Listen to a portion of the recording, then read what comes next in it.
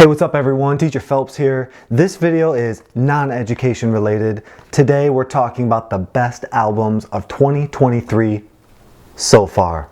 Now we're about 6 months into the year, so it's a good midway point. And I just want to share about 6 or 7 albums that I've been loving so far this year. And maybe you can also grow to love them throughout your summer adventures. Happy summer break to all the teachers and students out there. And let's get started. Ooh, one more thing. I will have the list of albums and links in the description, but also I'll have a playlist of some of my favorite songs from the year in the description below as well. So please check that out. There are YouTube links, and I hope you enjoy. First album I'm going to talk about is called Radical Romantics by Fever Ray. Now, Fever Ray is sometimes a difficult listen. Her vocals are kind of crazy. The lyrics and the content of her music is quite haunting often, usually mixed to some mid-tempo or fast-paced electronic music. This album is really no different. Early on, I found myself kind of wanting more upbeat and faster tracks, but I really, after listening to it more and more and more, I found myself totally loving the more slower, more haunting songs, mostly towards the end of the album. I found myself going back to those quite often. It's a great album, a challenging listen, but really, really good. Another album I want to highlight quickly is called Praise the Lord Who Chews But Which Does Not Consume by Yves Tumor, or Yves Tumor. This is again kind of a classic indie rock album, really. Very mid-tempo songs, an emphasis on the rock aspect of the genre, I would say.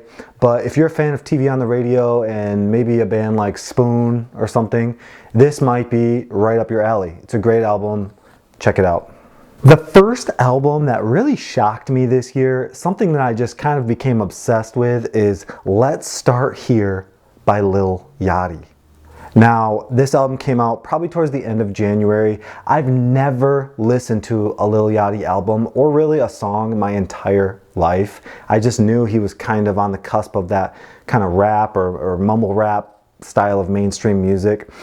This album is really just super special though, and if you've never listened to him, I say check this out. It really dips its toes into almost like a psychedelic rock genre of music, and that's what makes it so interesting. The songs are really all over the place, and Lil Yachty's often kind of singing, you know, rapping here and there, but there's a lot of really cool instruments and just really cool stuff going on creatively on this album. Also, I want to highlight a singer on here. Her name is Diana Gordon. Now, she kind of guest sings on a number of these songs. Every song she jumps on, her voice is just insane. So please check out this album, Let's Start Here, and also check out Diana Gordon.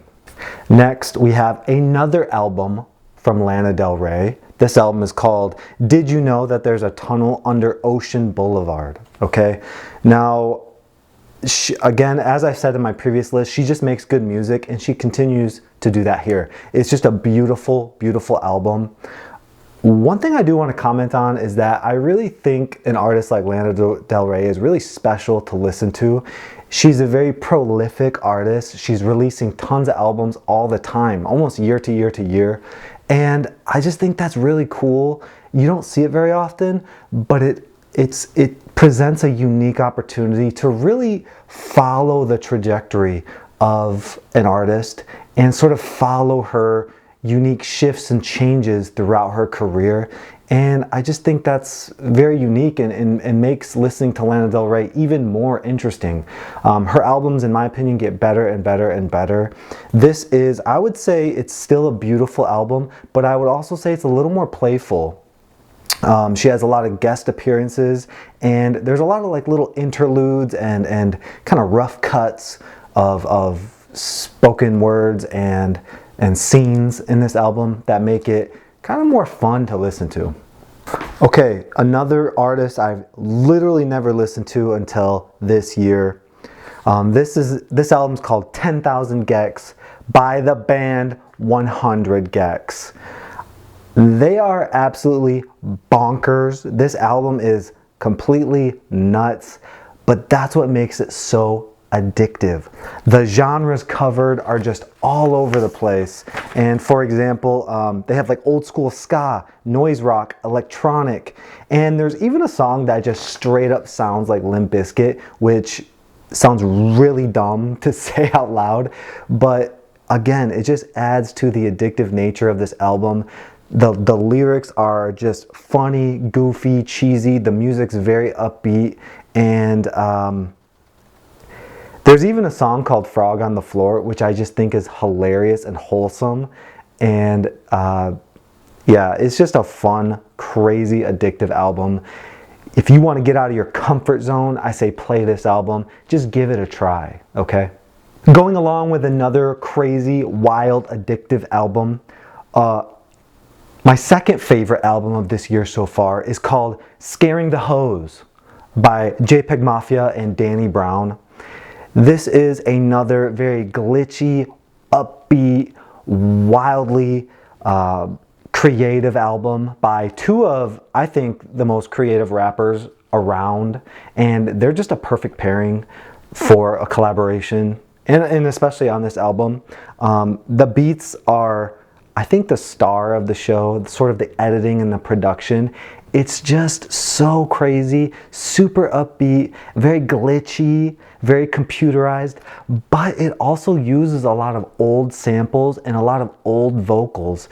So there's this interesting combination of modern and old going on here, but also the interesting combination of Danny Brown and JPEG's style of rapping and lyrics just make a crazy album. Highly recommend it. I would say check out the song Scaring the Hoes, based on the title of the album. If you really want to give it a little test, if you really want to try this album out, check out that song, see if you like it, and then go crazy. My number one favorite album of the year so far, 2023, another artist that I really have never been into, similar to Lil Yachty and 100 Gecks, is Skrillex. Okay, I'm totally losing cred talking about this, but my number one album is Quest for Fire by Skrillex. It's an amazing techno electronic album. Every song is exciting in its own way. How I sort of judge how good an album is, if I listen to it once and I'm already excited going back to multiple songs and I just keep jumping around checking out different stuff, that's when I know an album is just good. The songs really hit different spots, different emotions, different ideas in me that make me excited to listen to it every single time. Every song is a straight banger, okay? Every song. If you need to get something done around the house, do the dishes, do some laundry, if you need to focus and get some work done, go on a long drive, just have a party, hit play at the beginning of this album and let it roll. Quest for Fire by Skrillex. Some of the best songs. I love this song, Too Bizarre, Butterflies, Xena, Still Here is a song that's the last song on the album. Perfect closer. And my personal favorite song is called A Street I Know. It has one of the best build-ups on the entire album, and the vocal sort of editing is super interesting, and it's just it's really beautiful for a techno song. What else can I say? How hard are you judging me right now? I chose a Skrillex album for number one. I don't even care. This album just gets your blood pumping. The tempos, the samples, the build-ups, the vocals, all expertly chosen and crafted by this guy, Skrillex. Who is he? I've never even listened to his previous work, but I'm super excited about this album.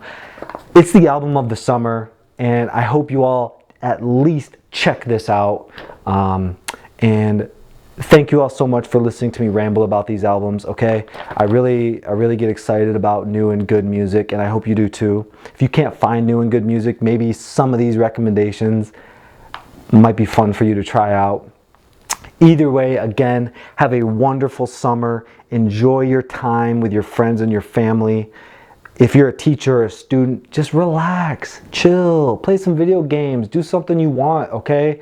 And I'll talk to you all with some more videos on education, later on in the summer, probably around August, okay? Thank you all. Catch you around. Bye.